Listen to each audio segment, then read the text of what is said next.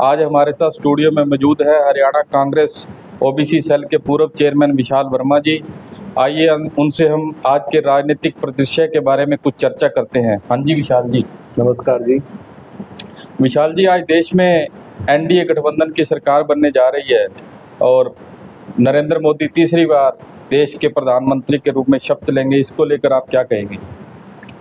देखिए, इस 2024 के इलेक्शन में जनता ने चुनाव लड़ा और जनता ने स्पष्ट बहुमत के साथ ये साबित कर दिया कि नरेंद्र मोदी की लोकप्रियता हट गई है और धन बल पर और सारे तंत्र लगाकर कांग्रेस का जो अकाउंट है वो सीज करवाकर, ईडी लगाकर, सीबीआई पीछे लगाकर सभी पार्टियों के नेताओं को जेल में डालने का काम कर ये सारा इतना बड़ा षड्यंत्र करने के बाद भी अकेले मोदी जी 400 पार का नारा करते थे और बहुमत सिद्ध नहीं कर पा रहे। और जो सरकार बनाने की वो उनकी हठ धर्मिता है, लोगों ने अपना साथ छोड़ दिया है मोदी जी के साथ। अब ठीक है, संख्या बल पर वो एक बार सरकार बना लेंगे, चलेगी कितनी ये आप और हम सब आगे भविष्य में देखेंगे। कांग्रेस और इंडिया गठबंधन को इस चुनाव के अंदर 234 सीटें आई हैं, लेकिन गठबंधन जो है सरकार बनाने से थोड़ी सी कमी रह गई। तो ये कहाँ कमी रह गई, इसके बारे में क्या कहेंगे? देखिए, हमें नहीं लगता हमारी तरफ से कमी रही है। जैसा कि मैंने आपको भी बताया कि हाँ, इंडिया गठबंधन के सभी नेताओं को, चाहे अरविंद केजरीवाल हो, चाहे झारखंड मुक्ति मोर्चा के सोरेन जी हो, चाहे आम पार्टी के संजय सिंह जी हों और महाराष्ट्र में शिवसेना के नेतागण हो, ऐसे ही आंध्र प्रदेश में, ऐसे ही पंजाब में सभी नेताओं को जेल में डालने का काम किया, जिनके पीछे ईडी लगा दी गई। इस दौरान तो इलेक्शन के पोलिंग वाले दिन भी कई क्षेत्रों में हमें सुनने को मिला, कई लोकसभा क्षेत्रों में कैंडिडेटों के, मौजूदा उम्मीदवारों के घर इन्होंने ईडी और सीबीआई के छापे मारे। इसके बावजूद भी जनता ने एक तरफा होकर इंडिया गठबंधन के उम्मीदवार को जिताने का काम किया है। हाँ, ये बात अलग है भी हमारे उम्मीदवार बहुत कम वोटों से कई जगह पर बहुत ही कम मार्जिन से रह गए हैं, तो वो वहाँ का हमारे प्रचार की कमी के कारण और गोदी मीडिया के कारण उनका हमें अंदेशा है, उस कारण हम थोड़े सा कमी में पीछे रह गए हैं। चाहे आप हरियाणा स्तर पे ले लीजिए, चाहे आप पूरे भारतवर्ष का आंकड़ा उठा लीजिए, ऐसा नहीं है भी कोई भी उम्मीदवार कांग्रेस पार्टी का लाखों वोटों से हार रहा है। बहुत कम मार्जिन से, बहुत मिनिमम मार्जिन से हार रहा है, जिसका मेन कारण मोदी सरकार का इंडिया गठबंधन और खासकर कांग्रेस पार्टी के खाते सीज करना, उनके पीछे सीबीआई लगाना, ईडी लगाना और एक झूठ फैलाना कि हम किसी एक पक्ष को ही कांग्रेस पार्टी का राज आएगा तो वो उसको सारी सुविधाएं देंगे। यहाँ तक कि एक प्रधानमंत्री का स्तर इतना गिर गया था कि उन्होंने ये नारे लगाने शुरू कर दिए थे कि कांग्रेस आ गई तो आपकी भैंस खोल के ले जाएंगे, आपके घर में महिलाएं हैं उनका मंगलसूत्र ले जाएंगे। तो इस स्तर पर जब भाषण प्रधानमंत्री देने लगे तो जनता ने अपना मन बना लिया और राहुल गांधी की जो पैदल यात्रा थी, न्याय यात्रा 4 किलोमीटर की, और उसके बाद जो 3,000 से ऊपर की किलोमीटर की यात्रा उन्होंने की, इन दोनों यात्राओं से जनता के अंदर एक जोश आया और कांग्रेस पार्टी की एकमात्र पार्टी पूरे देश में ऐसे बन गई जिसके ऊपर लोगों ने विश्वास किया। विशाल जी, अगर हम बात हरियाणा की करें तो हरियाणा में 10 लोकसभा की सीटें और उसमें 5 जो है कांग्रेस पार्टी ने जीती और 5 ही सीटें जो है एनडीए गठबंधन को आएगी। तो इसको लेकर आप क्या देखते हैं? देखिए, 5 सीटें हम बहुत अच्छे मार्जिन से जीते हैं और जिन 5 सीटों पे हमारी पार्टी के उम्मीदवार ने बहुत अच्छा इलेक्शन लड़ा और सभी कार्यकर्ताओं ने मिलकर एकजुटता के साथ परिचय देते हुए ये इलेक्शन लड़ा और बहुत कम मार्जिन से हमारी सीटें रही हैं। चाहे आप गुड़गांव लोकसभा की लगा लो, चाहे आप मुख्यमंत्री जहाँ से लड़ते हैं करनाल लोकसभा को ले लीजिए, वहाँ पे हमारे प्रदेश अध्यक्ष युवा के, उन्होंने उनके सामने इलेक्शन लड़ा और मात्र क्या नाम है 1 लाख से कुछ ज़्यादा वोटों से वो जीते हैं। और ऐसा ही मैं हरियाणा की बात को करते हुए आपको बनारस की सीट पे लेके चलूंगा। वहां पे नरेंद्र मोदी 2 बजे तक पीछे पिछड़ते गए और लास्ट में आकर 2:30 बजे 3 बजे उनके पक्ष में पोलिंग आना शुरू हुआ। तो इसका स्पष्ट नतीजा है, जहां प्रधानमंत्री 1-1.5 लाख वोटों से जीतते हैं और उनके सामने राहुल गांधी 2 जगह से चुनाव लड़े, 3.25 लाख से ऊपर के राहुल गांधी जी को वोट पड़े, तो आप स्वाभाविक रूप से जनता एकमात्र जननायक के रूप में राहुल गांधी जी को देख रही है, जिसका स्पष्ट उदाहरण 2024 का लोकसभा इलेक्शन था। 2014 के लोकसभा चुनाव में कांग्रेस को 1 सीट आई, 2019 के लोकसभा चुनाव में कांग्रेस 0 पर रही और 2024 के लोकसभा चुनाव में कांग्रेस को 5 सीटें आई हैं। तो इसका श्रेय आप किसको देते हैं? भूपेंद्र सिंह हुड्डा को देते हैं, कुमारी शैलजा को देते हैं या कांग्रेस की पूरी टीम को देते हैं? देखिए, जो भी इलेक्शन होता है, चाहे वो जिला स्तर का इलेक्शन हो, चाहे पंचायत स्तर का इलेक्शन हो, चाहे वो विधानसभा का इलेक्शन हो, और आप बात कर रहे हैं लोकसभा के इलेक्शन की, तो सभी इलेक्शन, जो भी इलेक्शन आता है वो पार्टी सामूहिक रूप से लड़ती है, और सामूहिक रूप से उसमें हर आदमी की हिस्सेदारी होती है, चाहे जीत हो चाहे हार हो। जीतने के बाद भी सामूहिक की उसमें सबका एक भागीदारी रहती है, जिसका परिणाम आपके सामने है, चाहे सिरसा की सीट हो, चाहे अम्बाला की सीट हो, चाहे हिसार की सीट हो, चाहे रोहतक की सीट हो। और सभी सीटों पर क्या नाम है, सभी नेताओं ने, सभी कार्यकर्ताओं ने मिलजुल कर एकता का परिचय देते हुए इन सीटों पर जीत हासिल करी है, और जहां पर हम बहुत कम मार्जिन से आ रहे हैं वहां भी सामूहिक तरीके से ही सबने पार्टी की सेवा करी है, और जिनका एकमात्र मकसद था राहुल गांधी जी को प्रधानमंत्री बनाना और इंडिया गठबंधन को जिताना। सिरसा में कुमारी शैलजा जो कांग्रेस की उम्मीदवार थी, वो बहुत बड़े मार्जिन से 2,67,000 वोटों की लीड से जो है चुनाव जीती हैं। तो आप क्या मानते हैं कि सिरसा में पूरी तरह परिदृश्य बदल गया है? क्या कांग्रेस आगे चुनावों, विधानसभा चुनावों में भी हावी रहेगी? देखिए, पिछली बार जैसा कि आपने भी बताया 10 की 10 सीटें विपक्ष के पास थी, और हमारी एक भी सीट नहीं आ पाई थी लोकसभा में। उसके 3 महीने के बाद विधानसभा इलेक्शन में कांग्रेस पार्टी ने इतने दमदार तरीके से इलेक्शन लड़ा तो 31 सीट आ गई थी, लोकसभा में 0 सीट, और 2 महीने के बाद ही विधानसभा में 31 सीट।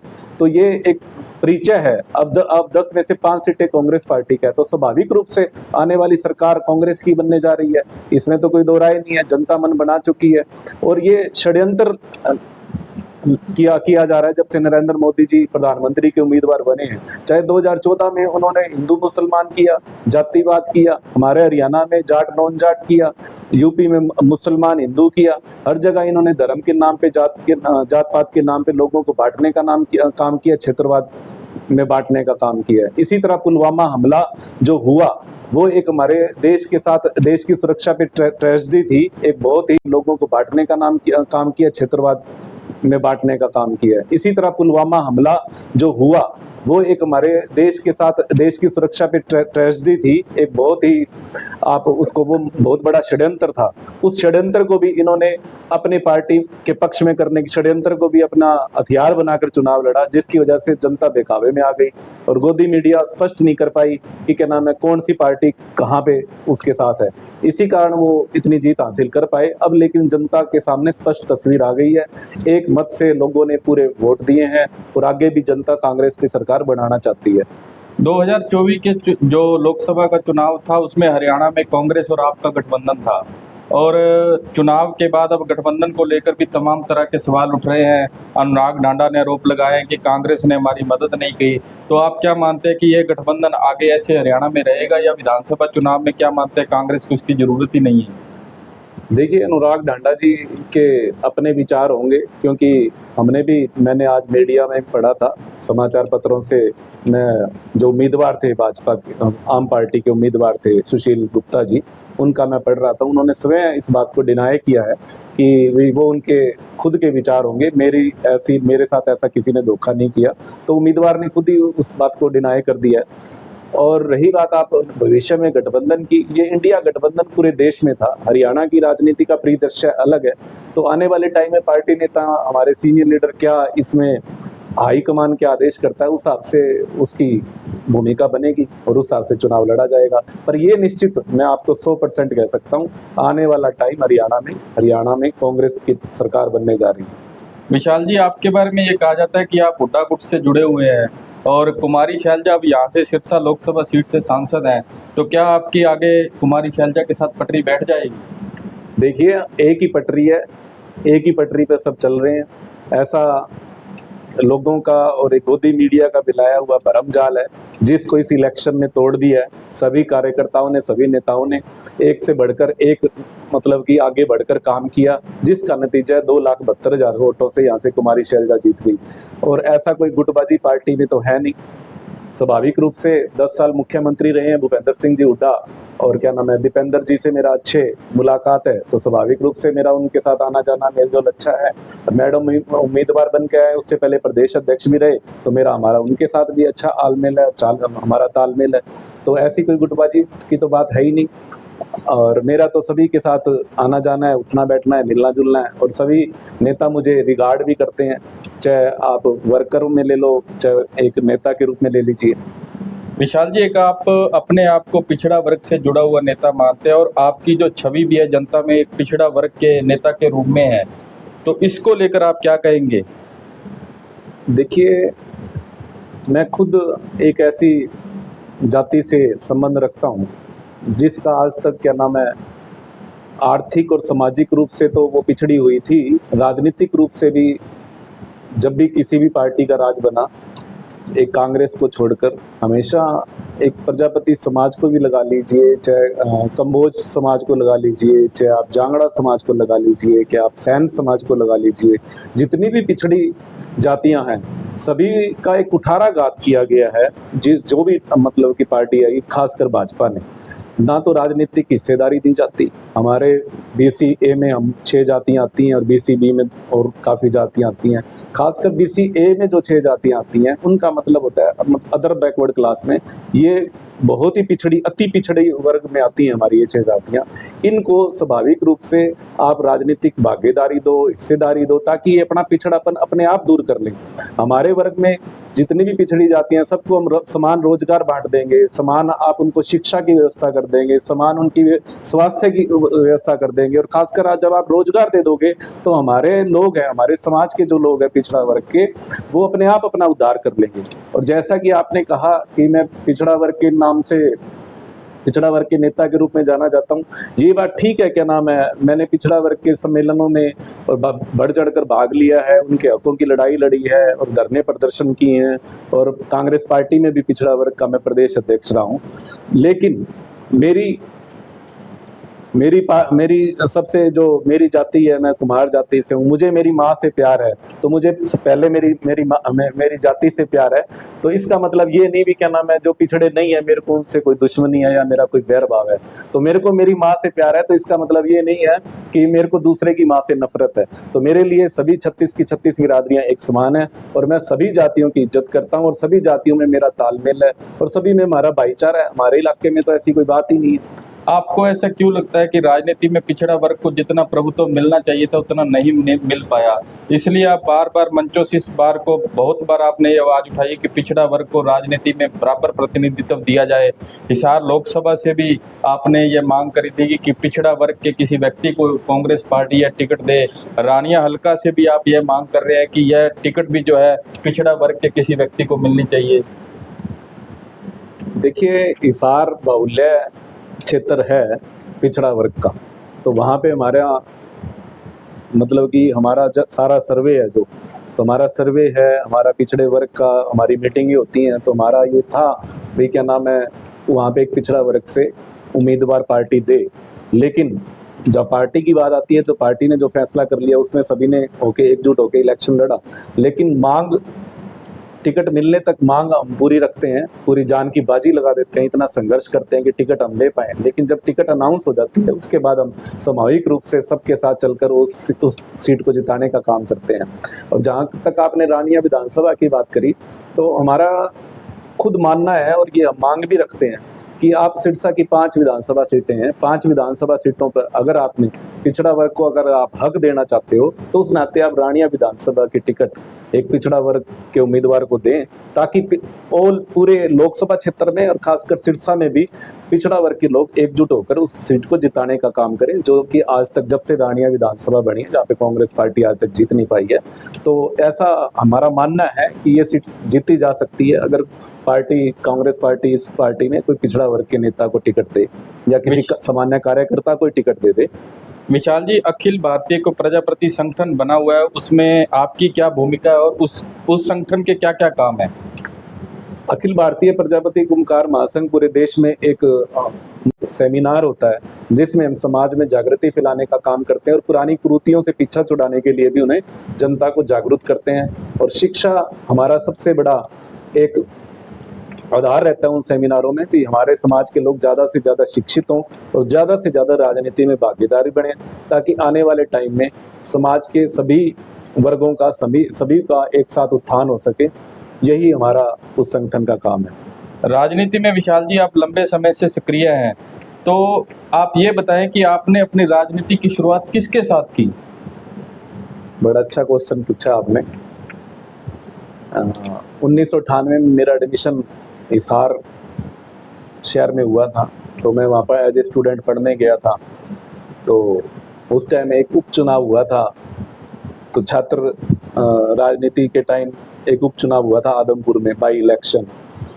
तो उस टाइम कांग्रेस पार्टी ने टिकट दी थी चौधरी कुलदीप बिश्नोई को।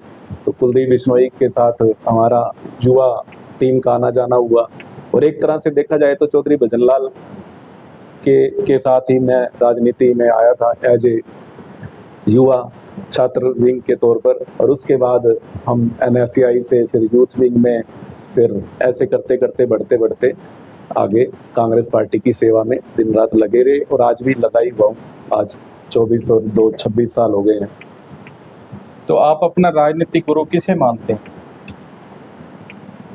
देखिए, हर वक्त में हर आदमी क्या एक अलग परिचय होता है। किसी वक्त किसी से कुछ सीखने को मिल जाता है, किसी वक्त किसी से कुछ सीखने को मिल जाता है। जिस तरह एक डॉक्टर और एक एडवोकेट हमेशा प्रैक्टिस करते हैं, वैसे एक राजनेता भी वक्त वक्त पर अपनी प्रैक्टिस को जारी रखता है, हमेशा सीखता ही रहता है। तो वक्त वक्त की चीज़ें आज मैं तो मानता हूँ, क्या नाम है, पहले से ही आज अगर कोई राजनीतिक गुरु मैं किसी को कहूँ तो मैं डॉक्टर KV सिंह जी को अपना राजनीतिक गुरु मानता हूँ, जिन्होंने मुझे हर पग पर मेरे को चलना सिखाया और काम करना सिखाया। उनकी रणनीति के हिसाब से मैं आगे काम कर भी रहा हूँ और पहले भी किया है। तो यही बात है। रानिया हल्के की सीट पर आप अपनी दावेदारी जता रहे हैं, तो आप क्या मानते हैं कि आपकी दावेदारी सीट पर कितनी मजबूत है? देखिए, मैंने आपको पहले भी जैसे बताया, एक तो मेरा लंबा संघर्ष, और एक मैं उम्मीदवार कम कार्यकर्ता के रूप में ज़्यादा काम करता हूँ। तो मैं तो आपको पहले भी कहा, हमारी डिमांड पिछड़ा वर्ग के लिए टिकट की है, ना कि हम ये भी मांग कर रहे हैं कि विशाल वर्मा ही उम्मीदवार हो।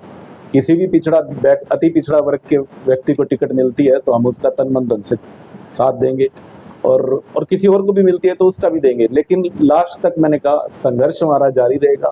पार्टी किसी तरह कांग्रेस पार्टी के अति पिछड़ा वर्ग को टिकट दे, और मेरी उम्मीदवारी की बात है जहाँ, तो मैंने इतने सालों से संघर्ष किया है, तो मुझे ऐसा लगता है कांग्रेस पार्टी मेरे पे दांव खेल सकती है, और खेलेगी तो उसके उचित परिणाम भी निकलेंगे।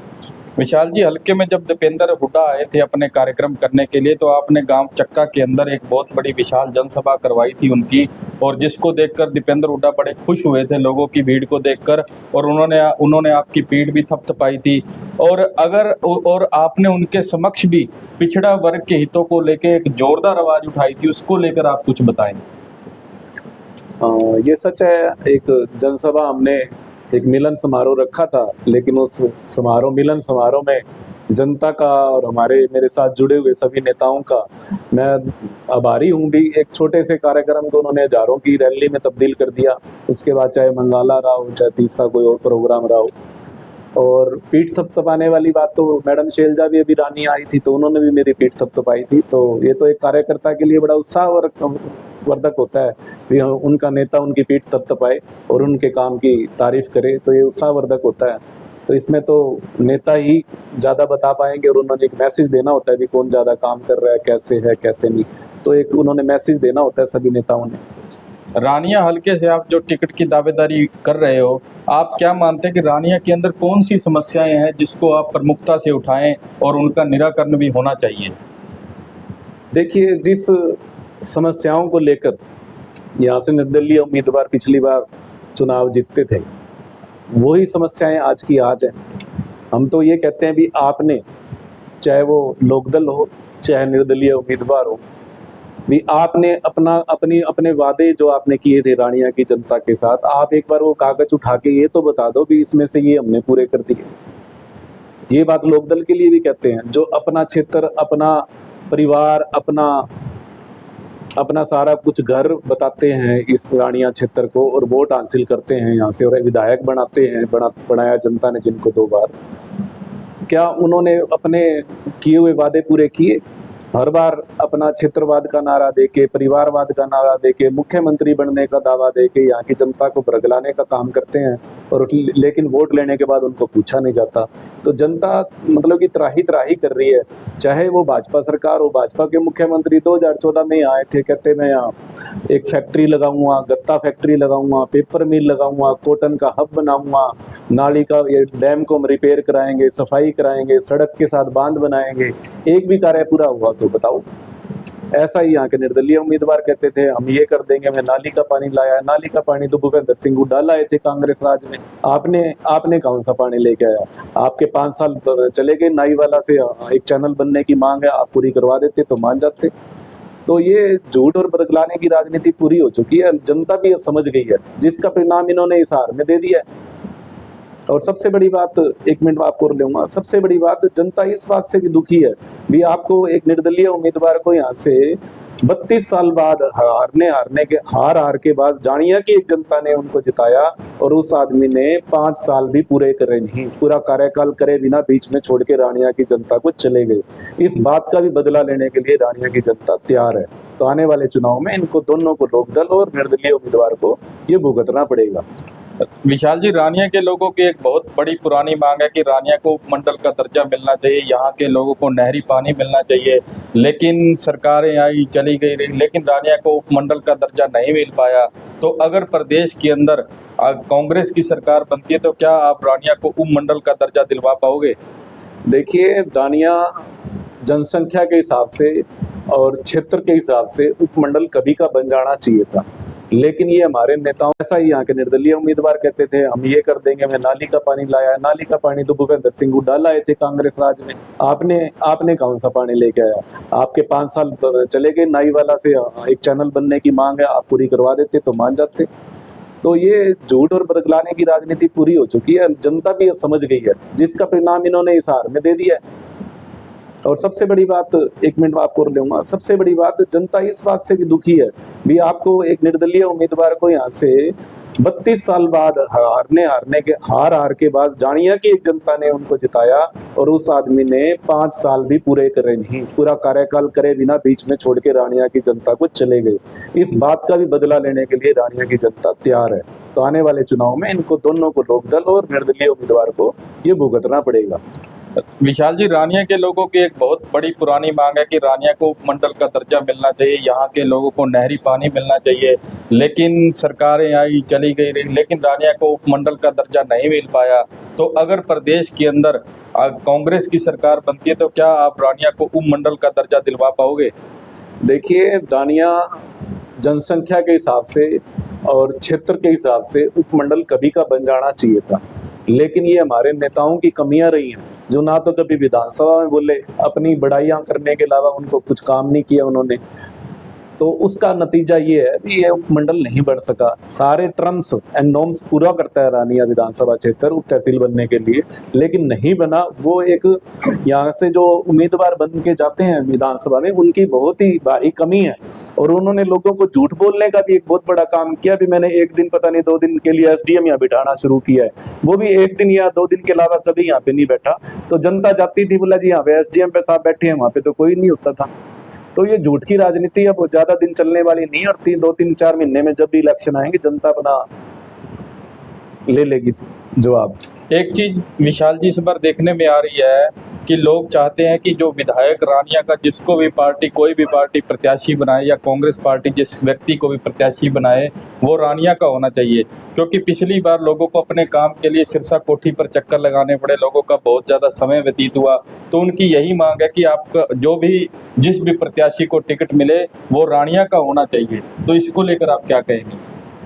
बिल्कुल स्वाभाविक रूप से लोकल आदमी का बहुत फर्क पड़ता है। किसी आदमी को 20 किलोमीटर जाके कोई काम है, वहां जाना पड़ता है, वहां लाइनों में खड़ा होना पड़ता है, पर्चियां बनवानी पड़ती है, फिर देखा जाता है शक्ल से भी, इससे मिलूं कि ना मिलूं। तो उससे जनता के अंदर बहुत गहरा आघात पहुंचता है। अभी मैं इतनी दूर कोई काम के लिए आया, काम छोटा सा एक फोन का था, वो यहीं बैठे हो जाना था, उसके ऊपर 500-1000 रुपये खर्चा भी कर लिया और आगे बात भी नहीं बढ़ी। तो स्वाभाविक रूप से यहाँ पे रानिया का लोकल होना चाहिए, चाहे वो आसपास के गांव के हों, चाहे रानिया शहर का लोकल हो। हम भी यहाँ कोई कोठी में तो नहीं, 2 कमरे का हमने भी यहाँ पे मकान ले रखा है, वहाँ हम भी रह रहे हैं। तो विशाल जी, एक बात करें कि कैबिनेट मंत्री चौधरी रणजीत सिंह के साथ आपका हमेशा 36 का आंकड़ा रहा है। हालांकि आप पहले पूर्व में दोनों ही एक पार्टी में रहे हो, लेकिन फिर भी दोनों में विभिन्नताएं क्यों हैं? इतनी विचारधारा में क्या अंतर है? देखिए, विचारधारा राजा और रंग की है। कोई राजा अपने आप को राजा समझ के बात करता है, कोई अपने आप को कार्यकर्ता समझ के बात करता है। हम तो इस बात के बहुत खिलाफ थे, जिस कारण पार्टी ने उनको पिछली बार टिकट भी काटी। भी कोई आदमी कभी कांग्रेस भवन में नहीं गया, किसी भी व्यक्ति ने कभी धरना प्रदर्शन नहीं किया और वो बार बार हार रहा है, तो ऐसे व्यक्ति को टिकट देने की बजाय किसी कार्यकर्ता को टिकट दो, ताकि आने वाला भविष्य कांग्रेस का हमारे भी विधानसभा में सुधर सके। और 36 का आंकड़ा कुछ नहीं होता, विचारों की बात होती है। विचार किसी के हठ धर्मिता के हों तो हमारे वैसे नहीं, हमने कार्यकर्ता के रूप में काम किया और अपनी पहचान बनाई है। और उन्होंने झूठ बोल के झूठ की राजनीति की है। कल भी मैं एक पत्रकार का इंटरव्यू सुन रहा था, उसमें रानिया की जनता को धमका रहे थे। वो कहते मैं गद्दारों को सबक सिखाऊंगा। गद्दार तो सबसे बड़े वो खुद हैं, जिन्होंने सबसे पहले अपने पिताजी को धोखा दिया, फिर ओम प्रकाश चौटाला जी की सरकार बनी, उनके भाई की, फिर उनको धोखा दिया। अब रानिया की जनता को धोखा दे के चले गए, बीच में 4.5 साल में इस्तीफा दे दिया उन्होंने। तो धोखेबाज आदमी किसी को कैसे कह सकता है भाई आपने गद्दारी की? गद्दार जो खुद हो। तो इसलिए कुछ नहीं, विचारों के मतभेद है जो स्वाभाविक रूप से एक राजा और रंक में होते ही हैं। चौधरी रणजीत सिंह की विधानसभा सदस्यता समाप्त करने को लेकर आपने विधानसभा स्पीकर के पक्ष एक याचिका डाली थी, और उस याचिका के फैसले से आप संतुष्ट हैं? संतुष्ट तो मैं नहीं कह सकता, क्योंकि उन्होंने इस्तीफा लेट किया। अगर वो 29 तारीख से पहले उस इस्तीफे को मंजूर कर लेते तो रानिया में दोबारा से उपचुनाव संभव हो जाता। लेकिन एक षड्यंत्र रचा गया, जिसके तहत पहले तो उनका इस्तीफा ले ही नहीं रहे थे। हमारी याचिका डालने के बाद स्पीकर जी ने बताया कि उनका इस्तीफा आया हुआ है पुरानी डेट का। इससे पहले तो उन्होंने बताया नहीं था। याचिका डालने के बाद उन्होंने बताया भी उनका इस्तीफा आया हुआ है पुरानी डेट का, बुलाया जाएगा। तो उन्होंने टाइम को वेस्ट किया, और पहले तो करना ही नहीं चाहते थे भी वहां से हार के मैं सिरसा आ जाऊंगा, फिर मंत्री बन के बैठ जाऊंगा। तो हमारी याचिका का ये तो फायदा हुआ ही, क्या नाम है, उनका इस्तीफा मंजूर उनको करना पड़ा। लेकिन जिसकी लाठी उसकी भैंस वाली उन्होंने कहानी को चरितार्थ कर दिया। भी पूरा संतुष्ट तो नहीं हूं, पर उन्होंने करा, लेट किया। और अभी तो फिर ये धोखाबाजी कर रहे हैं, फिर ये षड्यंत्र के तहत अभी तक इनको मंत्री बना रखा है। जबकि एक तरह से इनको अगर मंत्री बनाना भी है तो दोबारा शपथ दिलाने का काम इनको करना पड़ेगा। तो इसके लिए भी मैं हाईकोर्ट में 1-2 दिन में हम जाने वाले हैं, तो ये मंत्री पद भी इनका लेके रहूंगा मैं आप कोर्ट के द्वारा। आपने ये कहा कि 32 साल बाद रानिया की जनता ने चौधरी रणजीत सिंह को यहाँ से चुनाव जितवा दिया, और चौधरी रणजीत सिंह अपना कार्यकाल पूरा किए बिना ही बीच में इस्तीफा देके चले गए। तो क्या अगली बार वो रानिया से विधानसभा से चुनाव लड़ने के लिए दोबारा से आते हैं, तो उसको लेकर आप क्या कहेंगे? जरूर आना चाहिए उन्हें पता तो चले जमीन पे क्या प्रभाव है उनका। और रानिया की जनता तैयार बैठी है बताने के लिए, और अभी लोकसभा में ही बता दिया। जो आदमी दम भरता था भाई, उन्होंने तो अब शब्द भी बोले कार्यकर्ताओं को। खारिया में मैंने सुना एक भाषण में, अब शब्द भी बोले रानिया की जनता को। उन्होंने धमकाया भी, डराया भी, पूरी मतलब कि अपना पूरा जो वो कर सकते थे वो किया। फिर भी जनता ने एक साथ होकर, एक मत लेकर, और कुमारी शैलजा को यहाँ से 27,000 से ज्यादा की लीड से जिता कर भेजा। तो उनका कोई प्रभाव तो अभी है नहीं। लड़ना चाहिए, उनको पता चले जमीनी हकीकत क्या है उनकी। पूरे प्रदेश के साथ साथ रानिया हल्के में भी बेरोजगारी और नशा दोनों मुद्दे बहुत ज़्यादा गंभीर मुद्दे हैं, और इनको लेकर आप क्या कहेंगे कि बेरोजगारी और नशा सुधार करना है? वो तो देखो, एक गवर्नमेंट, सशक्त गवर्नमेंट केंद्र में बने, फिर उसके बाद हरियाणा में बने। लेकिन जो रोजगार और आपका नशा है, ये कांग्रेस पार्टी के में सरकार में आने के बाद ये देखो, इसके लिए पूरा संघर्ष करेंगे। और इसको ज़्यादा तो मैं नहीं कहता, 3 से 4 महीने के अंदर नशा तो बिल्कुल ख़त्म ही कर देंगे। हर कोई कहता है मैं पहली कलम से करूँगा, पहली कलम से काम जरूर शुरू कर देंगे। लेकिन ये 3-4 महीने का जो समय लगता है सरकार बनने के बाद, इसमें नशे को पूरी जड़ से उखाड़ फेंकूंगा। ये मेरा रानिया की जनता से वादा है आपके जरिए। और तीसरा, रोजगार के लिए जो बात कहते हैं, तो रोजगार में जो भी बंदरबाट चला हुआ है, वो बंदरबाट बंद करके हम एक सत्र 36 बिरादरियों को रोजगार देने का काम करेगी कांग्रेस पार्टी, जैसा कि पिछली सरकारों में भी होता है और आने वाली सरकारों में भी होता है। आप एक युवा नेता है, युवाओं के रोल मॉडल हैं, तो आप युवाओं को क्या संदेश देना चाहेंगे? मैं युवाओं को यही संदेश देना चाहता हूँ आपके माध्यम से कि आप ज़्यादा से ज़्यादा कांग्रेस पार्टी के साथ जुड़ें, कांग्रेस पार्टी की नीतियों को अपनाएं। कांग्रेस पार्टी आने वाले टाइम का भविष्य है युवाओं का। जैसे कि राहुल गांधी जी ने पूरे देश में पैदल चलकर एक संदेश दिया और लोगों की मजबूरियां समझी, उनकी दिक्कतें समझी, युवाओं की समझी, किसानों की समझी, महिलाओं की समझी। उसी प्रकार हमारे रानिया क्षेत्र से युवाओं से भी मेरी अपील है कि आप ज़्यादा से ज़्यादा इस पार्टी का सहयोग करें ताकि आने वाला भविष्य आपका उज्जवल हो और बेहतर रोजगार मिले। ऐसा नहीं कि आप एक पोर्टल बना दो, उसके तहत डी ग्रुप की नौकरियां निकाल दो, एक चौकीदार की जगह बीटेक इंजीनियर नौकरी कर रहा है और जहाँ चौकीदार को नौकरी करना था वो चौकीदार को बेचारे को नौकरी नहीं है। तो दोनों के साथ दोनों परिवार यहाँ प्रभावित हो रहे हैं। लायक को नौकरी दूसरी करनी पड़ रही है और अनपढ़ों को और जो उसके चौकीदारों वाली नौकरी के लायक है उनको रोजगार नहीं है। तो ये एक बड़ा कुठाराघात हो रहा है। और आज एक दो दिन पहले नीट का जो इलेक्शन आया, उसमें नीट का जो रिजल्ट आया पेपर का, उसके अंदर कितनी बंदरबाट लोगों ने कर रखी है। इस सरकार ने, इस सरकार को शर्म नहीं लोगों के साथ, युवाओं के साथ कैसा खिलवाड़ कर रही है। 720 नंबर का पेपर जिसके अंदर नेगेटिव मार्किंग भी होती है। एक बच्चे ने 4 क्वेश्चन गलत करे थे, गलत करने के बाद भी उसके 4 नंबर ना काट कर, मैं उस बच्चे की बात नहीं कर रहा लेकिन मैं इनका काम करने का तरीका आपको बता रहा हूँ, भी नंबर ना काट कर 720 के 20 नंबर दे दिए, ग्रेस पॉइंट।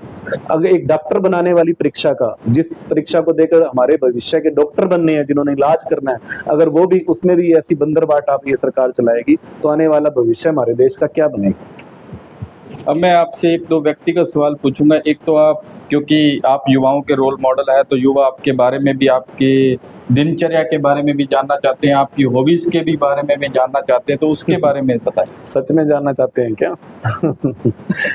देखिए, सुबह मेरा पार्क से शुरू होता है दिन। सुबह उठ के अपने जो काम करके हम सीधा पार्क करते हैं, 5 से 6 किलोमीटर मेरी वॉक है। उसके बाद हम नाश्ता करके मैं फील्ड में निकल जाता हूँ, जहाँ जहाँ जिस गांव में होता है। कईयों के सुख में जाना होता है, दुखों में जाना होता है। लोगों से प्यार इतना है मतलब कि, और खाना हम अपना पैक करके लेके चलते हैं। हमारे सब साथी जहाँ टाइम मिलता है वहाँ खा लेते हैं, नहीं कोई कार्यकर्ता अपने घर खिला देता है। और इसी तरह सारा दिन व्यतीत करके शाम को हम अपने घर वापस लौट आते हैं। तो ऐसे ही हमारा दिन की व्यवस्था है। किसी को जो काम होते हैं फ़ोन कर देते हैं, और सरकार तो हमारी है नहीं जिसके ज़्यादा काम करा सकें, पर फिर भी जितना संभव हो सकता है उचित ज्ञान भी दे देते हैं, भी ये काम ऐसे होगा, ये काम ऐसे होगा। ऐसे करके हम अपना पूरा दिन व्यतीत करते हैं। धन्यवाद दोस्तों। आज विशाल वर्मा जी से नमस्कार। हमने ज्वलंत मुद्दों पर बातचीत की और उनके विचारों को सुना। हमारे इस वीडियो को लाइक और शेयर कीजिए और हमारे चैनल को सब्सक्राइब कीजिए। धन्यवाद।